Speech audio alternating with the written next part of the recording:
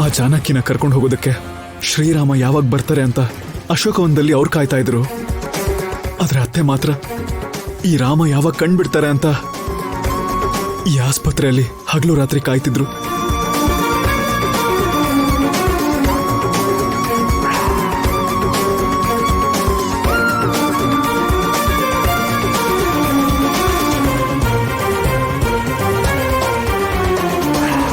ನಿನಗೂ ಗಾಯ ಆಗಿತ್ತಲ್ವಾ? ಇನ್ನೆರಡು ದಿನದಲ್ಲಿ ವಾಸಿ ಆಗ್ಬಿಡುತ್ತೆ. ನಿಮಗೆ ಕಂಟಕ ಇದೆ ಅಂತ ಹೇಳಿದ್ರು.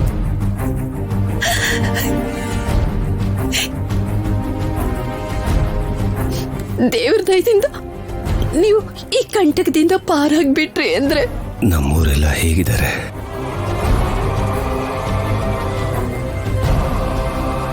ಅಮ್ಮ, ಪದ್ಮ, ಭಾವನೂರು.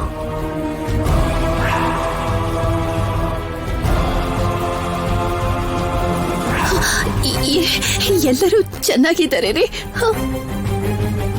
ನೀವು ಯಾವಾಗ ಮನೆಗೆ ಬರ್ತೀರಾ ಅಂತ ಎಲ್ಲರೂ ನಿಮ್ಮನ್ನ ಎದುರು ನೋಡ್ತಾ ಇದ್ದಾರೆ.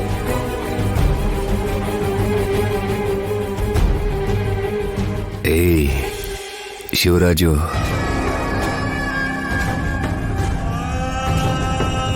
ಶಿವರಾಜು,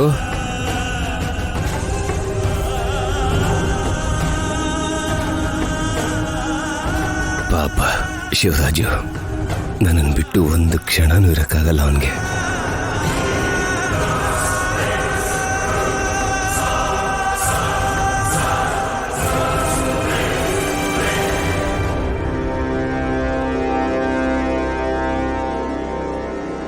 ಮಾವ, ಹೇಗಿದ್ದೀರಾ ಈಗ?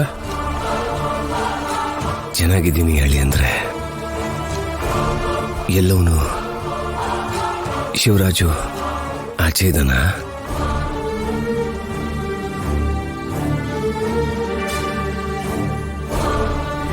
ಅದು ಇನ್ನೊಂದು ಮನೇಲಿ ಹೆಂಚೇನೋ ಬಿದ್ದೋಗಿತ್ತು ಅಂತ ಅದನ್ನ ಸರಿ ಮಾಡಿಸೋದಕ್ಕೆ ಅಲ್ಲಿಗೆ ಹೋಗಿದ್ದಾರೆ ರೀ.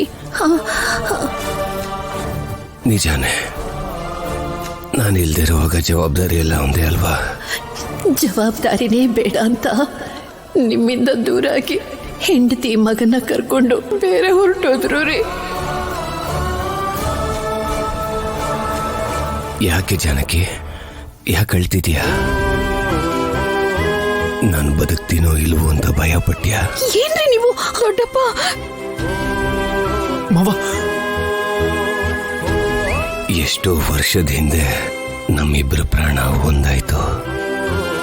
ಕೊನೆಯವರೆಗೂ ಜೊತೆಯಾಗೇ ಇರ್ತೀವಿ. ನಿನ್ನನ್ನು ಒಂಟಿಯಾಗಿ ಬಿಟ್ಟು ನಾನು ಎಲ್ಲೂ ಹೋಗೋದಿಲ್ಲ ಜಾನಕಿ.